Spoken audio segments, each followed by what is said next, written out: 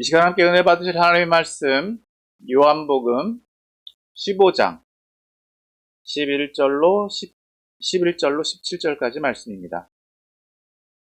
요한복음 15장 11절로 17절까지 말씀. 다 찾은 줄 알고 제가 말씀 봉독해 올리겠습니다. 내가 이것을 너희에게 이름은 내 기쁨이 너희 안에 있어 너희 기쁨을 충만하게 하려 함이라. 내 계명은 곧 내가 너희를 사랑한 것 같이 너희도 서로 사랑하라 하는 이것이니라. 사람이 친구를 위하여 자기 목숨을 버리면 이보다 더 큰 사랑이 없나니 너희는 내가 명하는 대로 행하면 곧 나의 친구라. 이제부터는 너희를 종이라 하지 아니하리니 종은 주인이 하는 것을 알지 못함이라. 너희를 친구라 하였노니 내가 내 아버지께 들은 것을 다 너희에게 알게 하였음이라. 너희가 나를 택한 것이 아니요 내가 너희를 택하여 세웠나니 이는 너희로 가서 열매를 맺게 하고 또 너희 열매가 항상 있게 하여 내 이름으로 아버지께 무엇을 구하든지 다 받게 하려 함이라. 내가 이것을 너희에게 명함은 너희로 서로 사랑하게 하려 함이라. 아멘. 할렐루야.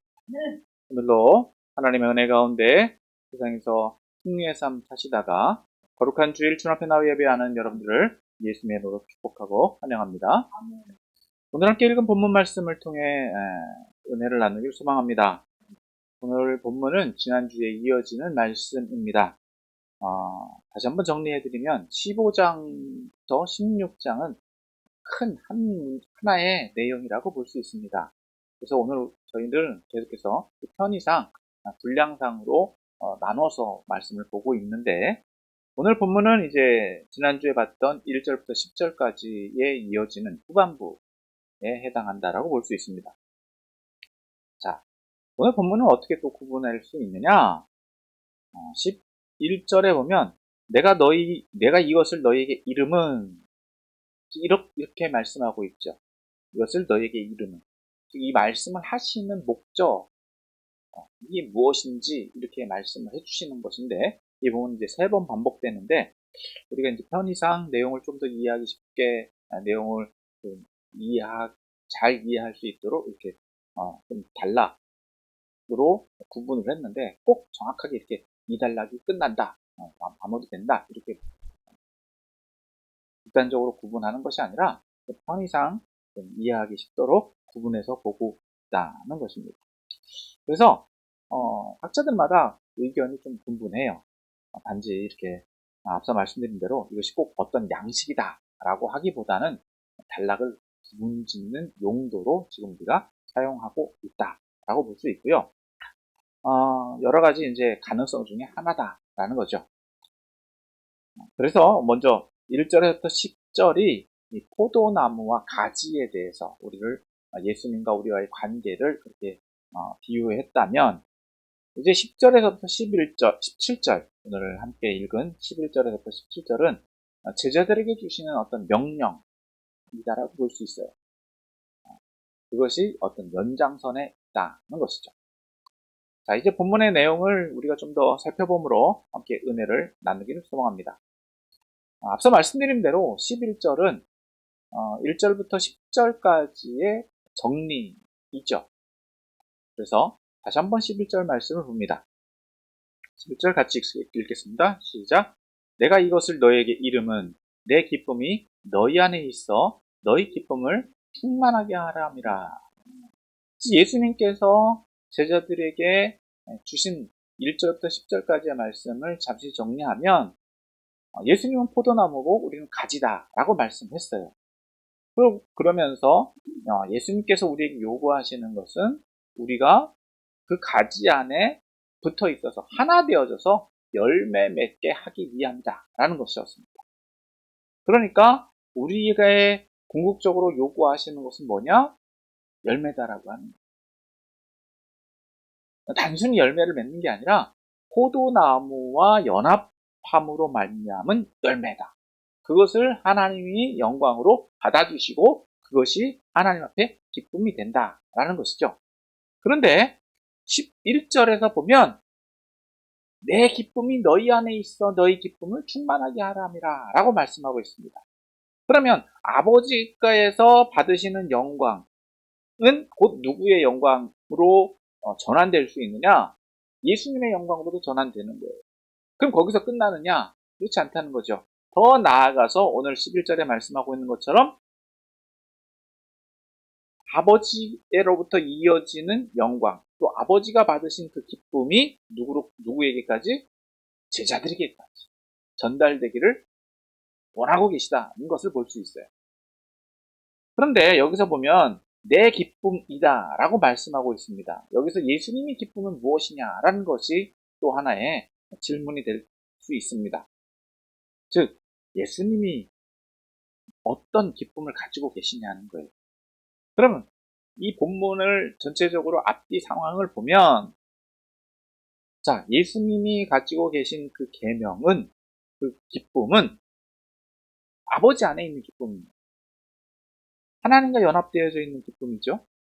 그리고 두 번째, 오늘 본문이 위치한 상황을 본다면 예수님은 장차 고난당해서 죽으실 거예요. 어떻게 보면 예수님은 전혀 기뻐하실 수 없는 상황입니다. 그럼에도 불구하고 예수님은 자신의 기쁨이 누구에게 전해지기를 원하느냐? 제자들에게 전해지기를 원한다는 겁니다. 그러니까 환난과 핍박이 앞에 있는데 자신은 그 가운데에도 기쁘다라는 거예요. 다시 한번 정리해드리면 그 예수님이 기뻐하시는 것은 하나님의 뜻이 성취되어 감으로써 이루어지는 기쁨, 그리고 하나님 안에 있는 기쁨, 그리고 더불어서 그 기쁨이 제자들에게도 동일하게 적용되기를 원하는 상황이다라고 하는 것을 오늘 본문은 말씀해주고 있는 것입니다. 그러니까 제자들이 앞으로 예수님과 같이 겪게 될 환난, 고난, 그것을 염두해서 말씀해주고 있다라고 볼 수 있습니다. 그러면서 예수님이 지금 원하고 계시는 것은 제자들도 그런 환난과 고난 가운데 있더라도 예수님과 같이 기쁨을 유지할 수 있도록 하기 위함이다라고 위해서 이 말씀을 한다라고 볼 수 있는 겁니다. 그러니까 예수님이 얻으신 예수님과 동일한 기쁨, 그것은 어떻게 누릴 수 있느냐? 예수님 안에 있을 때, 예수님의 계명을 지킴으로, 예수님이 소유한, 즉 하나님으로부터 얻어진, 하나님으로부터 부여된 그 사랑을 누림으로, 그 사랑 안에 거함으로 그 기쁨을 누릴 수 있다는 것입니다. 그것을 제자들도 충만하게 하기 원하시고 계시다라는 거예요. 자, 그렇기 때문에 예수님이 주시는 우리 이 기쁨을 제자들은 이 기쁨으로 충만해져야 된다. 충만해질 수 있다는 것입니다. 자, 그러면서 예수님은 이제 12절에서 이렇게 말씀하십니다. 12절 또 같이 봅니다. 시작. 내 계명은 곧 내가 너희를 사랑한 것 같이 너희도 서로 사랑하라 하는 이것이니라. 예수님은 계속해서 1절부터 10절에서도 동일하게 내 계명을 지키라 라고 말씀하고 계세요. 그럼 그 계명의 내용이 무엇인지를 이제 12절에서 말씀해 주시는 건데 그 계명은 무엇이냐? 바로 내가 너희를 사랑한 것 같이 너희도 서로 사랑하라는 것이다. 즉 계명은 하나님의 말씀이다라고 앞서 전제했습니다. 그리고 예수님의 가르침이다라고 전제했습니다. 그럼 그 계명이 그걸 정리를 하면 무엇이냐? 12절에서 말하고 있는 것을 12절을 토대로 정리를 해보면 서로 사랑하라는 거예요. 그것이 예수님의 계명이다라고 하는 것입니다. 그럼 그 전제가 또 무엇이냐고요? 조건절이 무엇이냐? 내가 너희를 사랑하는 것같이. 즉 예수님이 제자들을 사랑하는 것 같이 제자들도 서로 사랑하라는 것이다라는 것입니다. 즉 이것이 사랑의 기준이고 사랑의 표준이다라는 것입니다. 자, 그럼 그 사랑이 어떻게 표현되어지느냐라는 것을 이제 13절에서 말씀해주고 있는 것을 볼 수 있는데, 자, 13절 또 같이 봅니다. 시작. 사람이 친구를 위하여 자기 목숨을 버리면 이보다 더 큰 사랑이 없나니. 이건 세상에서 말하는 사랑이에요. 세상에서도 그 사랑의 가장 큰 기준이 무엇이라고요? 친구를 위하여 자기 목숨을 버리는 것. 누군가를 위해서 자신을 희생하는 것, 그것이 가장 극한의 사랑의 표현이다 라는 겁니다. 그건 예수님만이 말씀하시는 것이 아니라 세상에서도 극한의 사랑이다라고 하는 것, 가장 이타적인 사랑의 기준이 이것이다 라고 말해주고 있는 거예요. 그렇기 때문에 예수님은 또 이걸 어떤 전제로 말씀하시고 계신 것을 볼 수 있냐? 나도 그렇게 너희를 사랑한다는 거예요. 내가 너희를 위해서 이렇게 내 목숨을 버리도록 사랑한다라고 하는 것입니다. 내가 너희를 사랑하는 것 같이라는 것, 바로 친구를 위하여 자기 목숨을 버리는 것과 같은 사랑을 난 했다라는 거죠. 자, 그러면서 이제 14절은 이렇게 말씀합니다. 너희는 내가 명하는 대로 행하면 곧 나의 친구다. 내가 너희를 사랑한 것 같이 너희도 서로 사랑하는 것, 내가 너희를 위해 목숨을 버릴 것처럼 너희도 내가 명하는 대로 행하라. 그러면 나의 친구다. 예수님은 제자들을 자신의 친구라고 말씀하고 계세요. 그러니까 예수님이 자신의 친구를 위해서 목숨을 버렸다. 그 친구가 누구냐? 나의 명대로 행하는 너희. 너희가 곧 나의 친구라는 거예요. 다른 누군가를 얘기하는 게 아니라 내가 가르친 것, 내가 말씀한 것, 그것을 계명으로 알고 그것을 지키는 사람, 그것을 행하는 사람이 곧 나의 친구고, 그런 사람을 위해서 나는 희생한다. 그렇기 때문에 제자들도 이러한 사랑을 행해야 된다는 거예요. 서로 고리를 물고 있죠. 순환적인 이야기라고 볼 수 있습니다. 자, 그러면서 이제 예수님은 새로운 관계를 설정해 주시는데, 이것이 15절입니다. 15절 또 같이 봅니다. 시작. 이제부터는 너희를 종이라 하지 아니하리니 종은 주인이 하는 것을 알지 못함이라. 너희를 친구라 하였노니 내가 내 아버지께 들은 것을 다 너희에게 알게 하였습니다. 즉 예수님은 여기서 제자들의 신분이 이전에는 제자들, 즉 예수님의 말씀을 그냥 복종하고 순응하고 그저 어떤 대가 없이 그 말씀에 따르는 종과 같은 역할, 즉 제자와 종은 큰 차이가 없습니다. 그런데 그렇게 여기지 않고 어떻게 그 신분을 바꿔주었느냐? 친구라고 얘기했어요. 친구라고 말씀하고 있어요. 친구는 동급입니다. 동일한 존재예요. 나와 동급, 나와 같은 존재. 그리고 오늘 본문에서 말씀하고 있는 것처럼 종은 주인이 하는 것을 알지 못한다라고 얘기해요.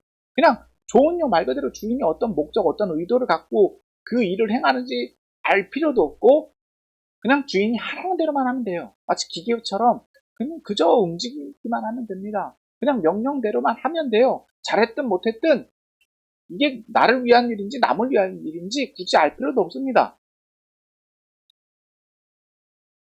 그러니까 종은 주인 대신에 그냥 행하는 사람일 수밖에 없다. 그런데 지금 예수님은 그 제자들에게 아버지께 들은 것을 다 알려주고 있다는 거예요. 하나님의 뜻, 하나님의 의지, 하나님의 목적, 왜 이런 일들을 해야 되는지, 앞으로 어떤 일들이 일어날 것인지, 그것을 예수님이 알고 있는 것 같이 제자들에게도 다 알려주고 계시다는 거예요. 즉 예수님 수준으로 제자들을 끌어올려 놨다라는 겁니다. 자, 구약에서도 이러한 사람들이 몇 명 있습니다. 아브라함과 모세가 그 대표죠. 하나님이 행하시는 일을 아브라함에게 하나님 알려주셨고, 또 모세에게도 율법을 가르쳐 주시면서 하나님이 그 백성들을 어떻게 사랑하시는지, 그 백성들을 어떻게 이끌어야 되는지를 하나님께서 알려주셨어요. 그러면서 그들을 나의 친구다라고 하나님이 그들을 이렇게 인정해 주셨던 것, 그것을 볼 수 있습니다. 그런데 예수님은 지금 그러한 특권을 누구에게 주시고 계시느냐? 제자들에게 주고 계시다는 거예요. 그런 특권을 제자들에게 부여해 주시고 계십니다. 자, 더 나아가서 16절에 보면 이렇게 말씀합니다. 너희가 나를 택한 것이 아니요 내가 너희를 택하여 세웠다. 자, 여기서 택함의 기준, 택함의 어떤 의도도 누구에게 있다고요? 예수님에게 있다는 거예요. 제자들이 예수님 택한 게 아니라는 거예요. 예수님이 너희 제자들을 택했다는 거죠. 그리고 예수님께서 제자들을 택하여 세웠다라고 말씀하고 계시는데 여기 세웠다라고 하는 표현은요. 대행의 의미를 가지고 있어요. 다시 말해서 모세가 여호수아를 세울 때 이와 같은 용어가 사용됩니다. 자신은 물러나고 지도자였던 모세는 물러나고 누가 이제 그 역할을 대신하느냐? 여호수아가 대신하는 거죠. 즉 여호수아를 세웠다라고 하는 것은 모세의 역할을 여호수아에게 수여되어지고 그 일을 이제 여호수아가 감당한다는 의미죠. 그리고 그것이 또 이제 레위인들을 직무에 세울 때 어떤 직무를 수여할 때도 세운다라고 표현을 하는데 여기서 그 세운다라는 용어가 동일하게 사용되고요. 또 사도행전에서도 직분자를 세울 때도 똑같은 똑같은 용법이 사용됩니다. 그러니까 어떤 직무가 부여되어져 다른 사람을 대신해서 그 직무를 대신하게 될 때 세움받는다는 거예요. 누구로부터 능력을 수여받아서 동일한 사역을 감당하는 것, 그것을 의미한다는 거죠. 그러니까 예수님 대신에 누가 이제 사역을 하느냐? 제자들이 사역하는 거예요. 그 사역을 위해서 제자들이 택함받았고 세움받았다.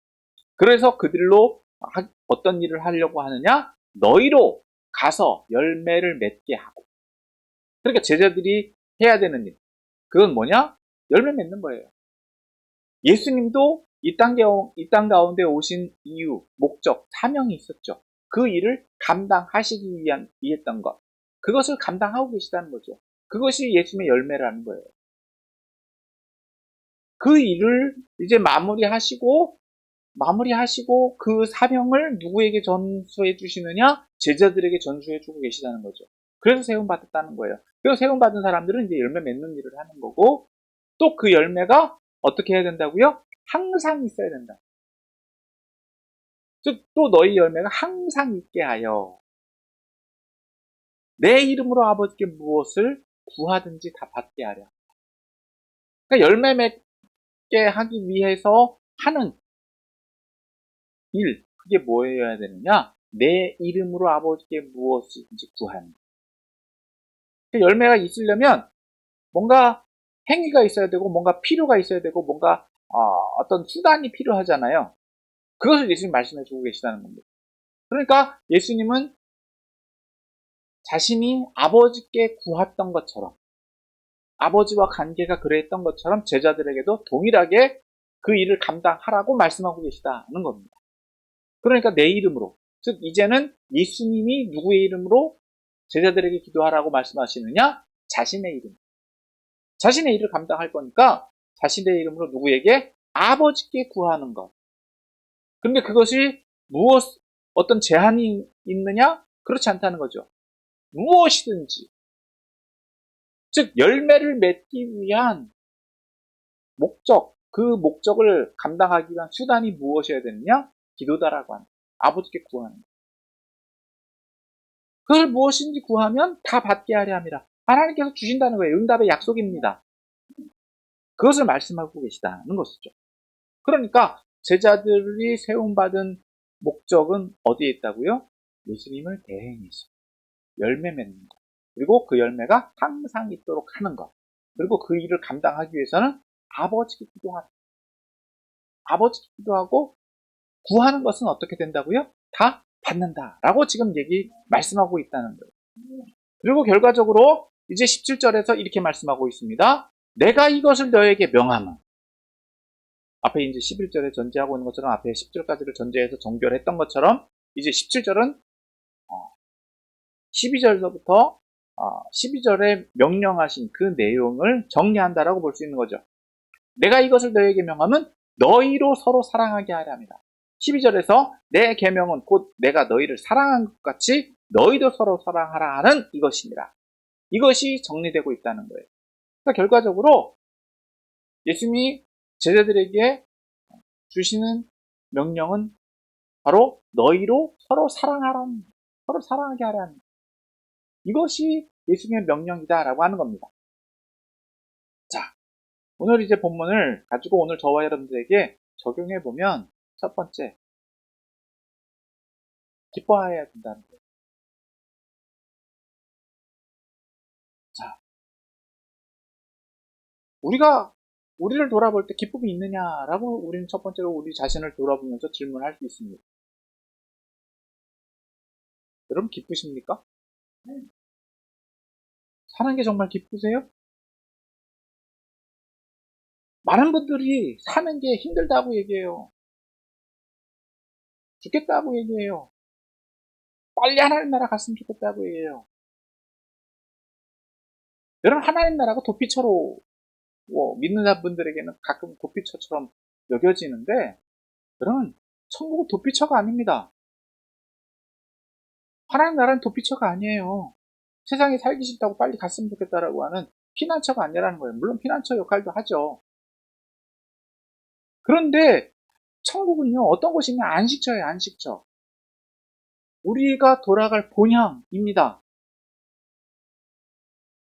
그곳은 이미 예비되어져 있는 거예요. 믿음의 사람들은 이미 예비되어져 있다는 거예요. 여러분 우리가 여행을 가잖아요. 여행을 갔다가 여행은 잠시죠. 잠시. 그리고 여행이 끝나면 어떻게 됩니까? 돌아와야 되잖아요. 어디로? 집으로. 그러니까 천국은 우리에게 집 같은 존재라는 거예요. 그런데 여행을 끝마치고 돌아올 곳이 있는 사람과 없는 사람은 큰 차이가 있죠. 돌아갈 곳이 없는 사람은요, 그 인생은 계속해서 나가는 인생이에요. 그러나 돌아갈 곳이 있는 사람은 집이라고 하는 안식처로 돌아와서 쉴 수가 있는 거예요. 그리고 또 다른 일을 해나갈 수 있습니다. 이처럼 천국은 우리에게 있어서 안식처, 집이란 말입니다. 그러니까 내가 굳이, 예, 이 여행길, 인생은 우리에게 있어서 인생은 나그네 길입니다. 나그네. 잠시 동안의 세상 가운데 살아가는 거예요. 잠시 거쳐가는 것인데, 이것을, 힘들다, 어렵다, 금방 빨리 맞춰야 되겠다라고 해서 안식처로 돌아가기를 소망하느냐? 그럴 수도 있습니다. 그러나, 굳이 주어진 기간이 있어요. 그 기간을 마치기도 전에 내가 가겠다? 그럼 그것은 나에게 주어진 기회를 포기하는 것과 같다라고 볼 수 있는 겁니다. 그러니까 우리에게 있어 천국은 그런 안식처가 되는데 그것이 있다라고 하는 것은 우리가 위로가 되고 안심이 되잖아요. 그러니까 이 여행길이 어떤 길이 될 수 있느냐? 기쁨의 길이 될 수 있다는 거예요. 예수님께서 가지고 계신 이 기쁨이 바로 이와 같다는 거예요. 예수님은 하나님으로부터 받은 사명이 있습니다. 그 받은 사명으로 인해서 기뻐하셨고요. 그 일을 감당함으로써 기뻐하셨고요. 그 뜻이 성취됨으로 인하여서 기뻐하셨습니다. 그렇기 때문에 자신 앞에 있는 어떤 고난과 환란이 있더라도요. 하나님이 함께 하시기 때문에 기뻐하셨던 거예요. 그 확신 때문에. 그리고 장차 하나님께서 하나님 나라로 돌아갈 것에 대해서 확신하고 계시니까 기뻐하셨던 겁니다. 그 기쁨을 제자들도 누리기를 원하셨다라고 볼 수 있습니다. 그 기쁨이 오늘 저와 여러분에게도 똑같이 적용되어야 될 줄 믿습니다. 그러니까 오늘 저와 여러분들이 기쁘다라고 하는 그 기쁨은요, 예수님이 주시는 기쁨이어야 돼요. 세상에서 주는 기쁨이 아닙니다. 세상에서 우리가 기뻐하는 건 뭡니까? 어떤 목적이 달성됐을 때. 그 목적이 뭐예요? 또 좋은 직장, 좋은 학교, 어떤 돈을 많이 벌었을 때, 어떤 수단, 우리가 목표하는 수단이 이루어졌을 때, 그것을 달성했을 때 잠시 잠깐 누리는 기쁨이잖아요. 일시적이라는 겁니다. 그러나 주님이 주시는 이 기쁨은요, 지속적인 거예요. 그리고 그 기쁨은 충만한 거예요. 왜? 확신입니다. 그 기쁨, 예수님이 주시는 기쁨으로 우리가 충만할 수 있어야 된다는 거예요. 이미 우리가 예수님 안에 있다라고 한다면 예수님이 기쁨이시기 때문에 그 기쁨으로 우리 또한 충만해질 수 있다라는 것입니다. 앞서 말씀드린 것처럼 우리에게도 그러한 확신이 있잖아요. 예수님을 통한 예수님을 믿는 믿음으로 말미암아서 예수님 주시는 믿음, 그런 말미암아 기쁨이 우리 안에 충만해야 된다. 앞서 말한 것처럼 예수님을 통해서 우리는 무엇을 확신합니까? 하나님의 자녀라는 확신이 있잖아요. 하나님 자녀는 이 세상의 삶으로 끝납니까? 그렇지 않죠. 약속된 장소, 약속된 하나님 나라가 있잖아요. 내가 돌아갈 본향이 있잖아요. 내가 굳이 먼저 가려고 하지 않아도요, 때가 되면 다 가요. 그러니까 내가 먼저 가겠다라고 하는 거는요, 교만입니다. 나에게 주어진 여행의 기간이 있어요. 그 기간 동안 나에게 주어진 그 여행을 충실하게 감당하는 것, 얼마나 감사한 일입니까? 그 기간 동안에 나를 혼자 두지 아니하시고 함께 해주신다고 말씀해주고 있잖아요. 그 여행길이 외롭다? 여러분, 그러면 함께 하시는 예수님을 외면하고 있는 거예요. 내가 뭘 해야 될지 모르겠다? 나에게 주어진 사명을 모르는 거예요. 그러니까 세상을 사는 게 힘들고 어렵고 고통스러운 거예요. 주님이 나를 사랑하시는데, 주님이 나와 함께 계시는데, 내가 주님 안에 거하고 있다라고 하면은요, 나를 향한 하나님의 사랑이 충만하게 있는데, 무엇이 두렵고 무엇이 힘듭니까? 그 여행은요, 여러분, 물론 우리가 이런 말도 하잖아요. 집 떠나면 고생이라고.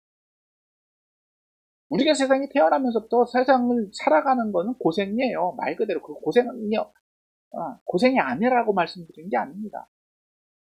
여행을 떠나보시면 아시겠지만 아무리 좋은 시설, 좋은 곳, 좋은 걸 먹어도요, 내 마음을 내려놓지 못한, 안식하지 못한다라고 하면 그건 잠깐이에요.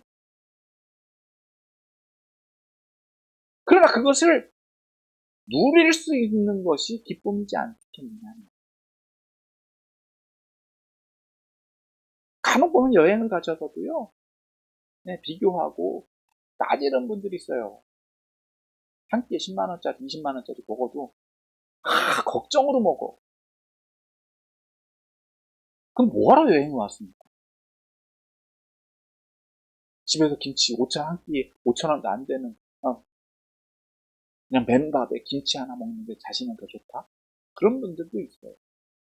그러나 기왕 우리의 의지가 있든, 우리의 의지로 왔든 안 왔든, 이건 알 수 없잖아요. 우리의 인생을 살아가잖아요. 그러면 어떻게 되겠습니까?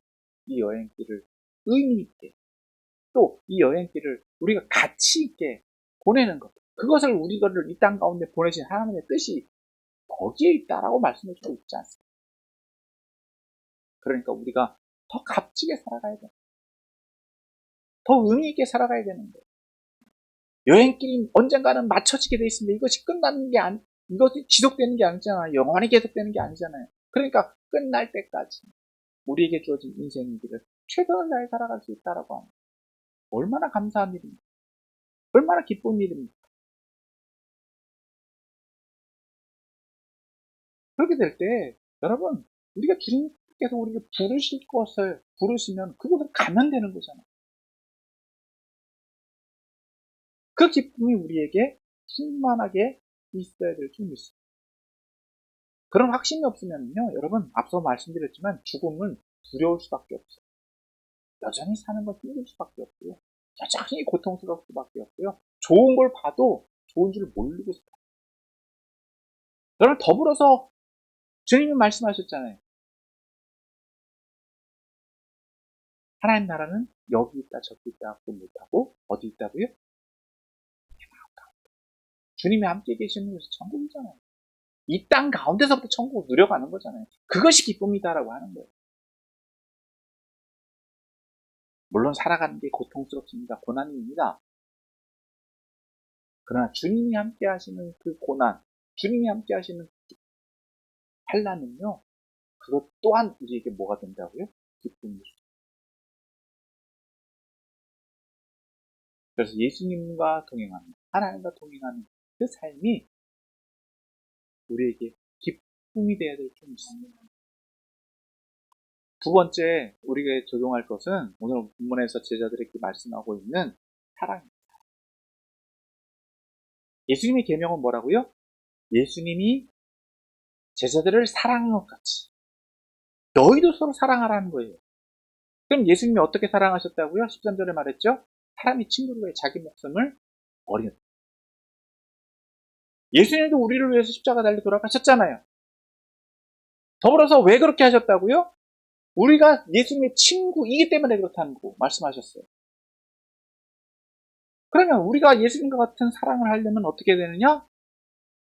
우리도 동일하게 친구를 만들면 돼요.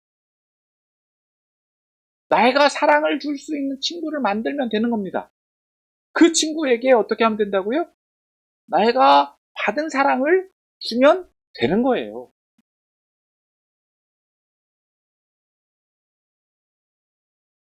여러분, 이게 엄청난 은혜이지 않습니까? 내 친구, 내가 예수님이 하나님의 아들인데 하나님의 아들이 나를 친구라고 말해줬어요. 그럼 큰 영광이에요. 그럼 내가 뭔데? 그럼 우리는 죄인이고요. 우리는 예수님 배신했었고요. 예수님 버렸었고 예수님 몰랐고 예수님 믿지 않았어요.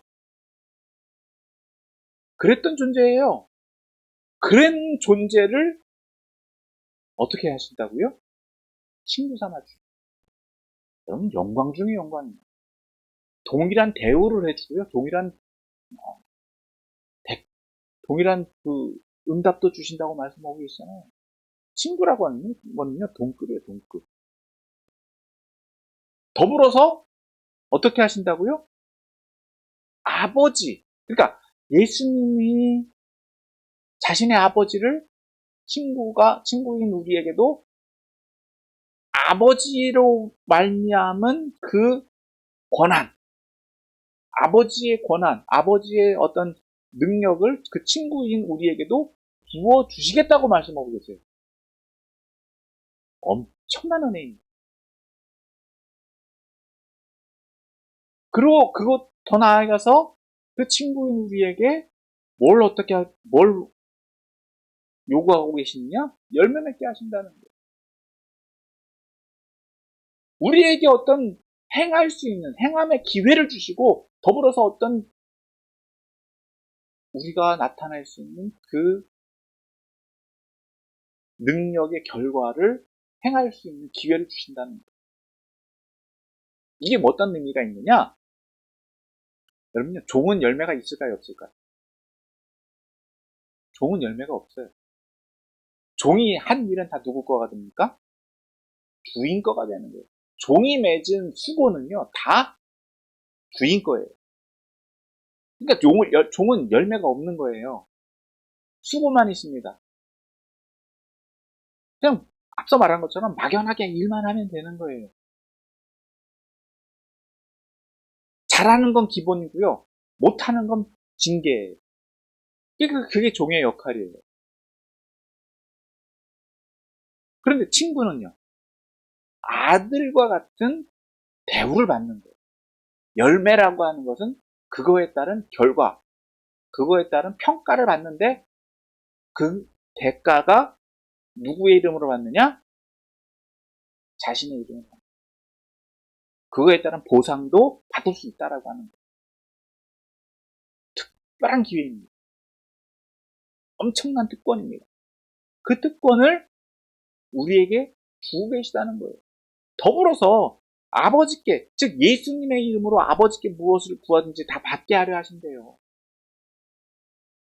어떤 업무를 수행할 수 있는 능력도 무제한 제공해 주신다는 거예요.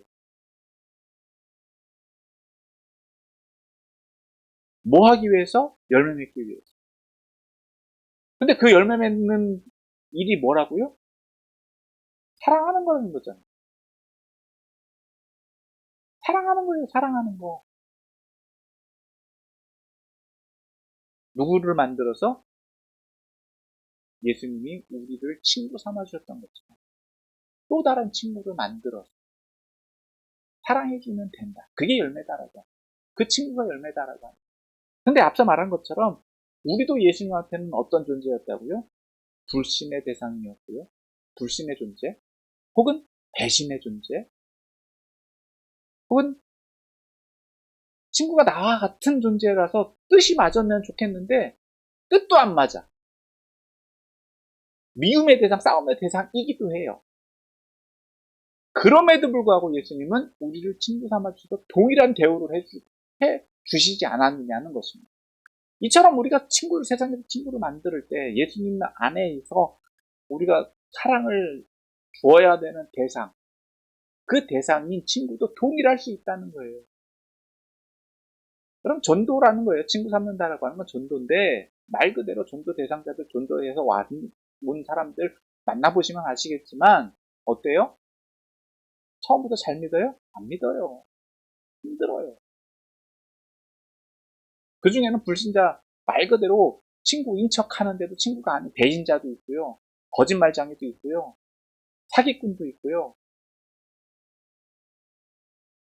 다 그런 사람들이 있단 말이에요. 내 수준처럼 똑같은 역량, 똑같은 능력을 좀 발휘를 해줬으면 좋겠는데, 그렇지 못한 사람도 있어요. 나와 같지 않다라고 하는 것 얼마나 속상한 일이냐.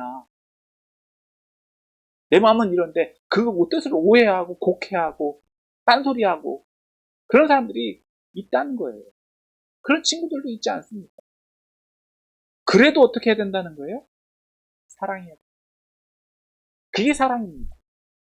나한테만 좋다고 좋은 사람만 친구입니까? 그런 사람이 있으면 그런 친구는 금상첨화죠.